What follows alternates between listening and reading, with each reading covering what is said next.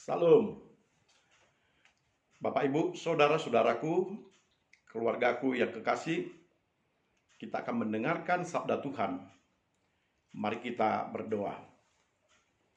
Bapa kami yang di sorga, Bapa kami di dalam nama Tuhan Yesus Kristus dan Roh Kudus, kami berterima kasih kepada Tuhan. Di dalam waktu yang indah ini, kami boleh bersekutu dengan Engkau melalui firman-Mu. Bersabdalah Engkau Tuhan kepada kami, terangilah hati kami, penuhi kami dengan hikmat daripada Tuhan. Di dalam nama Tuhan Yesus Kristus kami berdoa. Amin.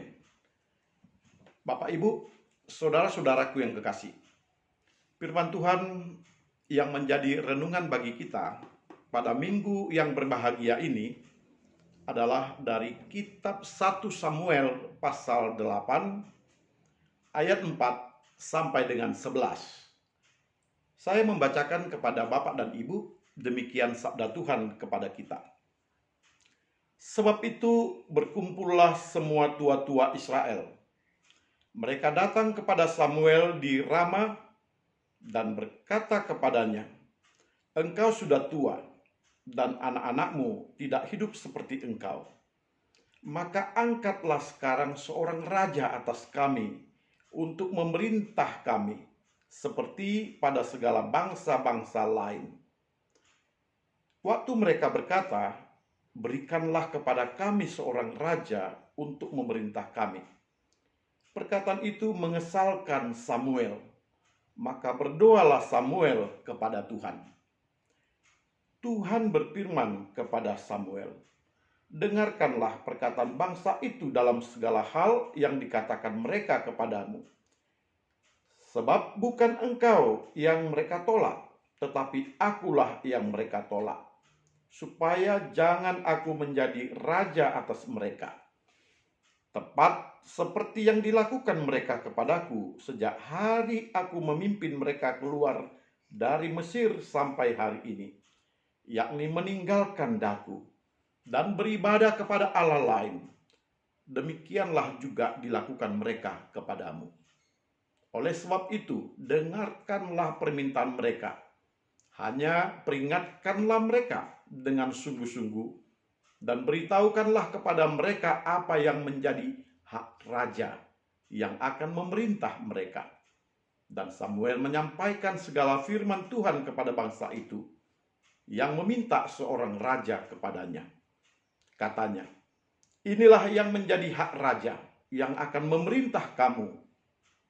Anak-anakmu laki-laki diambilnya dan dipekerjakannya pada keretanya dan pada kudanya, dan mereka akan berlari di depan keretanya." Amin. Bapak, Ibu, saudara-saudara yang kekasih, kita mendengarkan satu berita yang luar biasa di dalam teks ini, bahwa orang-orang Israel meminta seorang raja. Artinya bahwa selama ini mereka diperintah oleh hakim-hakim yang menjadi wakil Allah untuk memberitahukan kepada bangsa Israel apa yang menjadi kehendak Allah dan untuk memimpin mereka melakukan keadilan sesuai dengan kehendak Allah. Nah, pada kesempatan ini orang-orang Israel melalui para tua-tua mereka, pemimpin-pemimpin adat mereka, meminta supaya diangkat seorang raja. Ini artinya mereka akan mengakhiri masa hakim-hakim. Mereka akan memulai babak baru di dalam bangsa Israel, yakni bangsa Israel yang memiliki raja. Bapak, Ibu, saudara-saudara, apa yang dilihat oleh bangsa Israel ini? Yang pertama, bahwa Samuel tidak memiliki anak yang pantas untuk menjadi penggantinya. Anak-anak Samuel tidak berlaku seperti Samuel, baik di dalam kebaikan, baik di dalam keadilannya, terlebih di dalam kebijakan memimpin bangsa Israel. Anak-anak Samuel ini mereka korupsi, mereka curang, mereka tidak berlaku adil, dan mereka hanya mementingkan dirinya sendiri. Bapak, Ibu, saudara-saudara, inilah sebenarnya awal dari ketika bangsa Israel meminta seorang raja. Mereka menginginkan seorang raja yang dapat memerintah mereka dengan baik, dengan adil. Tetapi bagi Samuel ini adalah penolakan dirinya. Dia merasa sedemikian jauh dia telah melakukan tugas sebagai hakim, sebagai seorang yang senantiasa membawakan bangsa Israel kepada keadilan dan kebenaran Allah. Tetapi hari ini dia ditolak oleh tua-tua. Hari ini generasinya berakhir sudah. Tidak ada lagi dinasti Samuel. Samuel tidak dapat memimpin Israel melalui anak-anaknya lagi. Bapak, Ibu, saudara-saudara yang kekasih, bangsa Israel meminta agar ada seorang raja. Tentu saja ini awalnya melukai hati Samuel. Tetapi kejujuran harus ditunjukkan di tengah-tengah masyarakat. Bahwa masyarakat benci, muak terhadap suatu pemerintahan jikalau diperintah oleh orang-orang yang tidak berlaku adil. Jikalau diperintah oleh orang-orang yang egois. Jikalau diperintah oleh orang-orang yang tamak. Orang-orang yang mementingkan kepentingan untuk dirinya sendiri. Dan mereka melihat itu semuanya ada pada anak-anak Samuel. Anak-anak Samuel adalah orang-orang yang tamak, orang yang rakus, orang yang mementingkan diri sendiri. Bahkan sanggup untuk korupsi, mengambil bagian daripada persembahan kurban di bait suci. Di tempat rumah ibadah. Di tempat di mana mereka datang kepada Tuhan, di mana mereka berharap bahwa apa yang mereka berikan semuanya akan diterima oleh Tuhan, tetapi diambil oleh anak-anak Samuel. Dikorupsi anak-anak Samuel. Mereka melakukannya bukan mereka kurang makan, tetapi karena mereka ingin menang sendiri. Ingin memperkaya diri sendiri. Mereka tamak dan tidak mau untuk melihat betapa bangsa Israel dengan tulus mempersembahkannya kepada Tuhan. Bapak, Ibu, saudara-saudara, inilah awal dari keinginan bangsa Israel untuk mereka meminta seorang raja. Bagi Samuel, memang ini boleh saja merupakan suatu penolakan terhadap dinastinya. Tetapi Tuhan berkata kepada Samuel, dengarkanlah mereka. Biarkanlah rencana itu terjadi. Dengarkan dan segala apa yang dikatakan oleh mereka, lakukan. Sebab mereka bukan menolak engkau, tetapi menolak aku. Dalam hal ini, Bapak, Ibu, saudara-saudara, ketika Israel meminta seorang raja, maka dengan demikian mereka akan lebih mendengarkan raja. Itu sebabnya dikatakan oleh Tuhan, mereka bukan menolak engkau Samuel, tetapi menolak aku. Dengan perkataan ini, Tuhan mau katakan mereka akan lebih takut kepada seorang raja. Mereka akan mendengarkan seorang raja. Mereka akan mendengarkan segala apa yang diperintahkannya.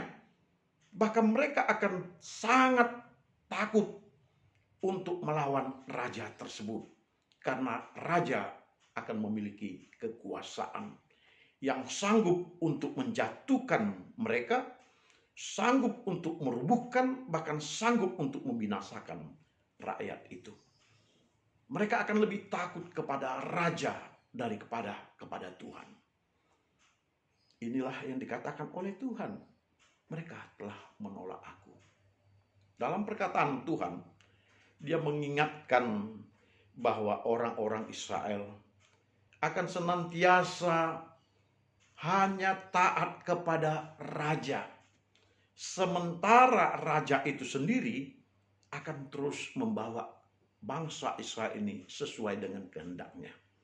Jikalau raja itu baik, saleh, dekat dengan Tuhan, maka niscaya rakyatnya akan aman, sejahtera, dan hidup di dalam ketaatan kepada Tuhan. Tapi jikalau rajanya jahat, maka bangsa ini akan tertuntun kepada kejahatan dan akan menjadi bangsa yang bebal, bangsa yang tidak taat kepada Tuhan. Raja memegang peranan penting untuk menjadikan rakyat itu mau hidup benar atau hidup yang salah, taat kepada Tuhan atau menjauh daripada Tuhan. Bapak, Ibu, saudara-saudara, dan keluargaku yang kekasih, meminta seorang raja adalah tanda penolakan Tuhan. Tanda bahwa mereka benar-benar ingin seperti bangsa-bangsa lain. Dikatakan di sini mereka menginginkan supaya mereka mendapatkan seorang raja sama seperti bangsa-bangsa lain. Bangsa-bangsa lain di sekitar mereka memang telah memiliki raja. Tetapi mereka tidak memahami posisi daripada raja ini yang akan menjadi penguasa mutlak kepada mereka. Itulah sebabnya dikatakan, bacakan kepada mereka apa yang menjadi hak raja. Katakan kepada mereka apa yang akan mereka lakukan, apa yang mereka akan berikan kepada raja itu ketika mereka akan meminta seorang raja. Bapak, Ibu, saudara-saudara, raja di Kanaan, di sekitar Israel, menjadi raja yang menjadi penentu terhadap masyarakat tersebut dan sekaligus menjadi pemilik atas segala sesuatu yang dimiliki oleh rakyatnya. Itu sebabnya Bapak dan Ibu, seorang raja di Kanaan, dia berhak untuk mengambil apa saja yang dimiliki oleh rakyatnya. Mereka berhak untuk mengambil harta, kepunyaan daripada orang-orang yang menjadi rakyatnya. Bahkan lebih daripada itu, mereka berhak mengambil manusianya, baik anak-anak mereka maupun istri mereka, untuk mereka pakai bagi kepentingan diri sendiri. Itu sebabnya raja-raja di Kanaan adalah menjadi tuan-tuan terhadap rakyatnya. Mereka bukan bersifat mengayomi, tetapi menguasai. Ini akan terjadi kepada orang-orang Israel juga apabila mereka meminta seorang raja. Itu sebabnya dikatakan oleh Tuhan, katakan kepada mereka bahwa inilah yang menjadi hak raja. Kamu akan memberikan anakmu laki-laki dan mereka akan mengambilnya, mempekerjakannya atas keretanya, atas kudanya. Bahkan kalau kita membaca ayat 12 dan seterusnya, dikatakan mereka akan dijadikan menjadi pemimpin kepala pasukan 1000, pasukan 50. Anak-anakmu perempuan juga akan diambilnya sebagai juru campur rempah-rempah, juru masak, juru makanan. Dan selanjutnya ladangmu, kebun anggurmu, kebun jaitunmu akan diambilnya yang paling baik dan diberikan kepada pegawai-pegawainya. Dan daripada hasil kebun anggurmu itu akan diambilnya 1/10 dan akan dipakainya untuk pegawai-pegawainya. Bapak, Ibu, saudara-saudara, bangsa Israel sekalipun telah dikatakan apa yang akan menjadi beban mereka ketika mereka akan mengangkat seorang raja, meminta seorang raja yang menjadi pemimpin. Tetapi mereka tetap berkeras meminta seorang raja. Bapak, Ibu, saudara-saudara yang kekasih, semestinya bangsa Israel menyadari bahwa sejak mereka keluar dari tanah Mesir, mereka tidak pernah kekurangan apapun, karena Tuhanlah yang menjadi raja mereka. Tuhanlah yang menjadi pemimpin mereka. Semestinya mereka belajar bagaimana mereka dipelihara oleh Tuhan yang menjadi gembala mereka, yang menjadi raja mereka. Dan Tuhan tidak pernah memperlakukan mereka sebagai rakyat yang tertekan, rakyat yang diperas, rakyat yang dipekerjakan dengan kasar dan keras. Mereka nyaman di dalam pemeliharaan Tuhan. Mestinya mereka belajar untuk lebih taat kepada Tuhan. Bukan justru meniru bangsa-bangsa Kanaan meminta seorang raja. Ini kesalahan yang besar bagi orang-orang Israel yang tidak belajar kepada peristiwa hidup mereka. Ketika mereka keluar dari tanah Mesir, memasuki tanah Kanaan, mereka dipelihara dengan baik. Mereka eksis. Mereka tidak punah. Padahal banyak bangsa-bangsa yang besar di sekitarnya yang memberangus mereka, yang berupaya untuk mengalahkan mereka, tetapi mereka tetap kuat, jaya, oleh karena Tuhan memimpin, memandu hidup mereka. Bahkan ketika mereka sudah tinggal di tanah Kanaan, 200 tahun sesudah mereka keluar dari tanah Mesir, 200 tahun masa hakim-hakim, mereka aman. Sekalipun musuh-musuh mereka, baik bangsa Midian, bangsa Moab, bangsa Aram, dan sebagainya, yang mencoba untuk melakukan kejahatan kepada mereka, menginvasi mereka, menjajah mereka, menguasai mereka, tetapi Tuhan tetap menjaga mereka dengan membangkitkan hakim-hakim untuk membebaskan bangsa Israel dari tangan penjajah ini.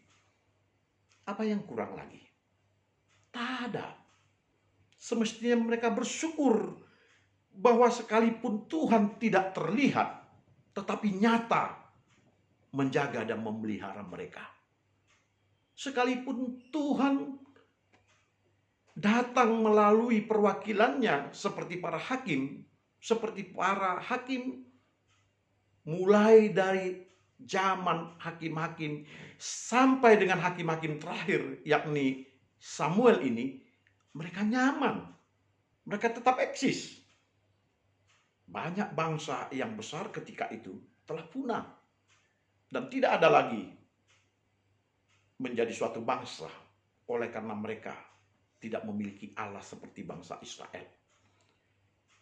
Sampai pada detik Samuel ini menjadi hakim-hakim, Tuhan telah memelihara mereka dan mereka nyaman. Mengapa mereka tidak melihat ini sebagai sesuatu yang positif dan yang harus terus-menerus dipertahankan?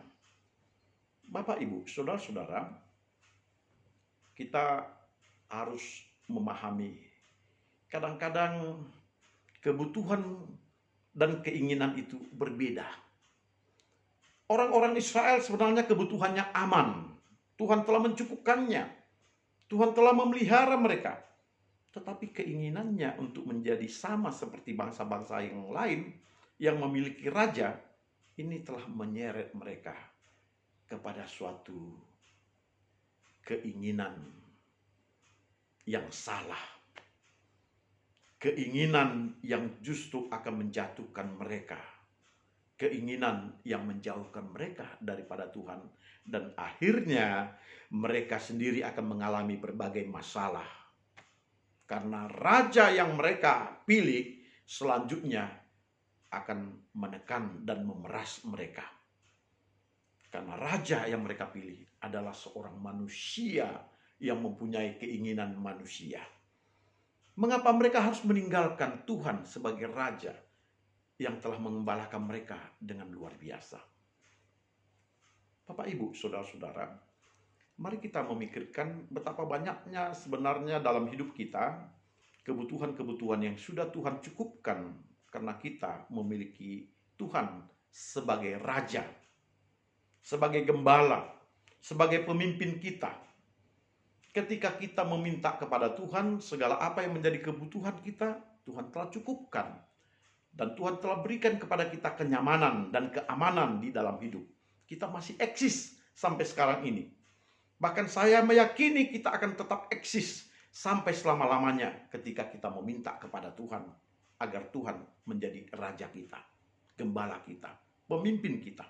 Saya meyakini tidak ada yang kurang di dalam hidup kita ketika kita bersandar kepada Tuhan sebagai Raja kita. Tetapi ketika kita mulai mempunyai banyak keinginan menjadi penguasa, keinginan supaya kita menjadi pemimpin, dan akhirnya kita jatuh kepada ketamakan. Kita jatuh kepada suap, mengejar laba, sama seperti anak-anak Samuel ini. Mereka melihat ayahnya sebagai pemimpin, mereka juga akhirnya menginginkan mereka sebagai pemimpin. Tetapi pemimpin yang mereka inginkan adalah pemimpin yang kaya, yang melalui hasil jabatannya, dia dapat memperkaya hidupnya lebih kaya lagi. Inilah pemimpin yang tamak. Inilah pemimpin yang rakus. Dan inilah pemimpin yang selalu makan uang suap. Dan pemimpin demikian, jikalau kita tetap hidup bersama dengan dia, maka kita akan hidup di dalam kesesatan. Mengapa kita harus minta pemimpin yang demikian untuk kita meneruskan, untuk kita menginginkan pemimpin yang demikian berkuasa? Dan suara hati rakyat ini menjadi suara hati semuanya, dan Tuhan mendengarkannya. Tuhan tidak izinkan anak-anak Samuel menjadi pemimpin yang melanjutkan kepemimpinan Samuel karena mereka tidak mempunyai jiwa seorang pemimpin seperti Tuhan yang mengasihi umatnya. Bapak, Ibu, Saudara-saudara, di dalam kehidupan ini tak ada yang sama dengan Tuhan dan sebaik Tuhan. Oleh karena itu, Tuhan tetap menjadi pemimpin kita. Tuhan tetap menjadi prioritas yang kita dengarkan, sekaligus menjadi Tuhan yang kita serahkan sepenuhnya kehidupan kita untuk dipimpinnya.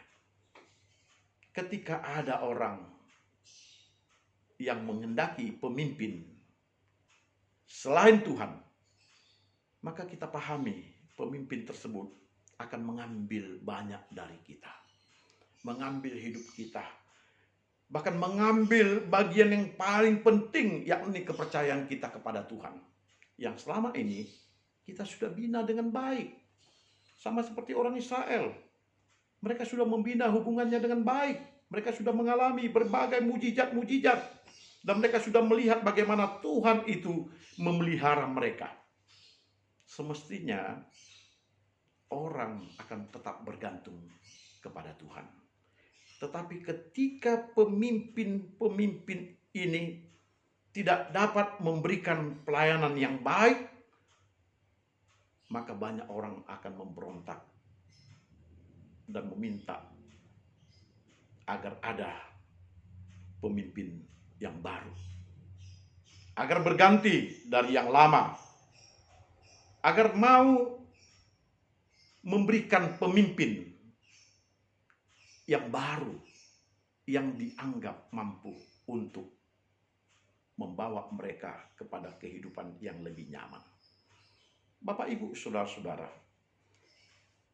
Tuhan memberikan kesempatan kepada kita untuk kita berpikir normal, berpikir transparan, menilai, mengevaluasi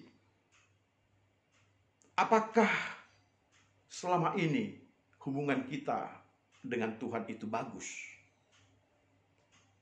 Dia memberikan kesempatan kepada kita.